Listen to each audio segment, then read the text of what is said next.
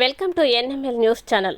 DJF సంస్థ దళిత జర్నలిస్టుల forum 10వ రాష్ట్ర మహాసభకి ముఖ్య అతిథిగా సంస్థ దళిత జర్నలిస్టుల ఫోరం వ్యవస్థాపకుడు రాష్ట్ర అధ్యక్షులు కాషాపోగు జాన్ చేతుల మీదుగా అవార్డుని అందుకున్న బహుజన టైమ్స్ ఎండి దుర్గా ప్రసాద్ ఈరోజు శుక్రవారం నాడు లగ్డికపుల్లో హైదరాబాద్ రవీంద్ర భారతిలో భారీ ఎత్తున జరిగిన 10వ రాష్ట్ర దళితుల ఆంధ్రప్రదేశ్ తెలంగాణ అన్ని జిల్లాల జర్నలిస్టులు పెద్ద ఎత్తున పాల్గొన్నారు. ఈ కార్యక్రమంలో Bahujan Times managing director Durga Prasad మాట్లాడుతూ ఎక్కడో మారుమూల ప్రాంతం నుండి డీజేఎఫ్ దళిత ఫోరం జర్నలిస్టు సంస్థ నన్ను గుర్తించి నాకు ఈ అవార్డు అందుకోవడం ఎంతో గర్వించదగ్గ విషయం అన్నారు.